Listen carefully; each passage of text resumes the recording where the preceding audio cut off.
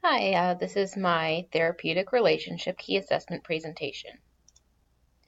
In this presentation, I will review the social cognitive theory, and then I will briefly summarize motivational interviewing and explain how it can be used to enhance the social cognitive theory. So during a counseling session, the counselor usually has a certain approach or theory that they use when helping their clients. Since all clients have unique backgrounds, health problems, personalities, social interactions, and different goals, there is not one approach or theory that will work best for every client. Knowing this, one of the theories I believe would be the most useful during a counseling session is the social cognitive theory because it's dynamic and incorporates the interaction of various factors like personal, for example, what a person believes about the outcome of a behavior change, behavioral, which would include watching others and modeling behaviors, and goal-setting techniques like journalism. Also environmental influences such as changing the types of food that is kept in one's home. And this interaction between the factors is known as reciprocal determinism. You can see in the diagram here, it shows the concept of reciprocal determinism. And you can see also that these factors have an influence on one's behavior, and they also have an effect on each other, which is represented by the double arrows. So the social cognitive theory is based on a number of concepts that are used to help determine what type of intervention is most appropriate for the client.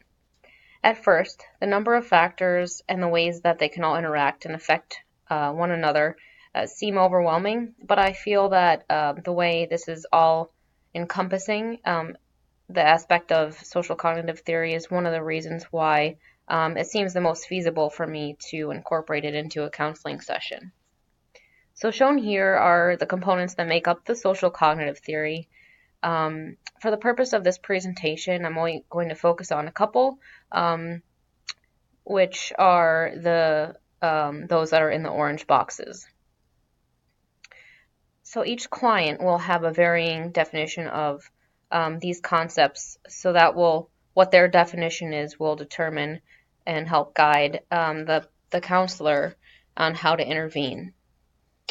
For example, it's important to know the client's outcome expectations for their behavior.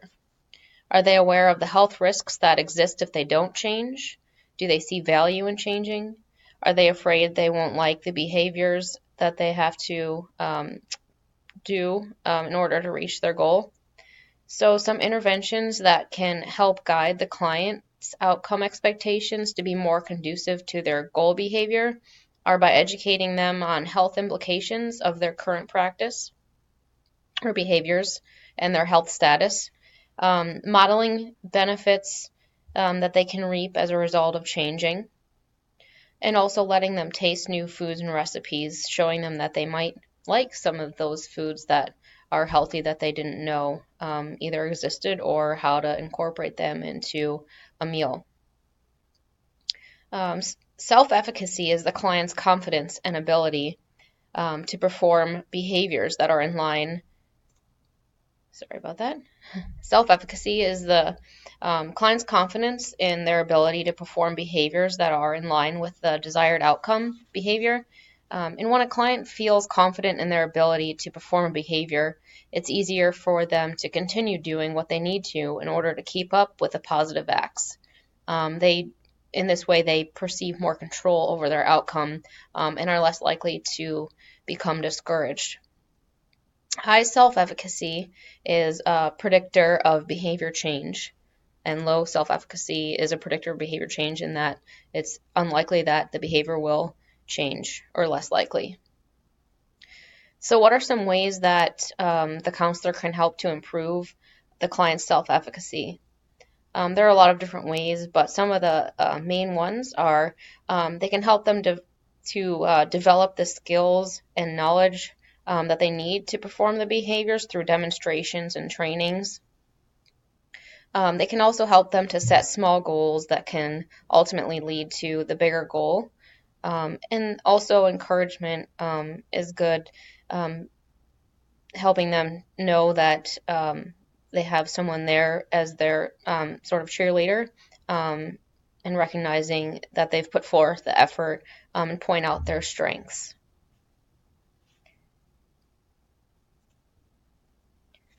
So also important for the client's success in achieving behavior change is the amount and type of reinforcement that they receive. Clients may be more likely to continue and want to continue positive behaviors if they're praised for achieving small goals. So rewards and incentives like gift certificates or coupons can help to keep the client on track.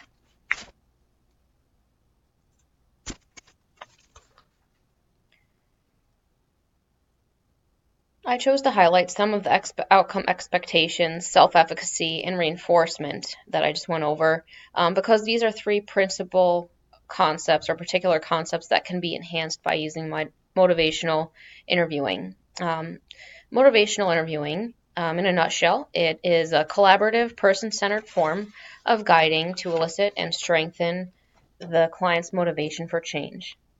In other words, the counselor is in a partnership with a client to stimulate conversation with the goal of getting the client to talk themselves into realizing that there is a need for change, and also to realize that they have their own internal motivation to do so. When a client is in a state of mixed feelings regarding making a change, it's called ambivalence. The counselor ultimately is helping the client to explore their ambivalence and therefore realize that there is a discrepancy between their current behaviors and their health, in hopes that this will motivate them to make a change. An important skill that a counselor using motivational interviewing incorporates into the session to help get the client to realize and voice the need and their ability to change is called reflective listening. Reflective listening is basically interpreting what the client said and then stating it back to them. This shows the client that you heard what they said correctly and shows that you care. In addition to being a way to empathize with the patient or client, reflective listening is a way to keep the conversation flowing on their end, which can help them further explore their ambivalence and eventually tip the scale in favor of change. So back to the purpose, I picked the three social cognitive theory concepts that are in the orange boxes. These three concepts in orange can particularly be enhanced by applying skills that are implemented in motivational interviewing, as you can see by the web connecting them all. As an example, exploring ambivalence in motivational interviewing can help to shape the client's outcome expectations. Similarly, the elicitation of internal motivation from motivational interviewing can help to increase one's self-confidence or efficacy, and vice versa. Motivational interviewing is particularly helpful for clients who aren't yet ready or who haven't thought about changing. However, clients will be coming into a counseling session at varying levels of readiness to change and different levels of motivation. The social cognitive theory can help show which variables are more prevalent and how they interact to affect a client's stage of change readiness. Motivational interviewing comes into play to help the client come to notice the disparities between these factors. Once the discrepancy has been realized, motivational interviewing can help with the initiation and maintenance of behavior change. Motivational interviewing can also be incorporated throughout the counseling session to ensure that they don't fall back into a state where they no longer feel a change is necessary, or that they no longer want to or feel that they can put in the effort. And finally, interestingly, research has shown looked at using the social cognitive theory alone and in combination with motivational interviewing, and found that the subjects in the combination group stayed longer in an educational program than those in the social cognitive theory group alone group, ultimately helping them to increase their physical activity as well as their intake of fruits and vegetables, which are all positive outcomes when we're looking at helping clients maintain a healthy weight. So while motivational interviewing is useful on its own and can enhance other counseling approaches, this presentation has shown how it can complement the social cognitive theory to help clients become confident and comfortable performing behaviors that are consistent with positive health outcomes, so that they can begin to incorporate those behaviors into their daily lives. When these positive behaviors become natural and enjoyable to the client, we have succeeded as counselors, and we have helped our client to be able to live a healthier and happier life. And these are my references. Thanks for listening.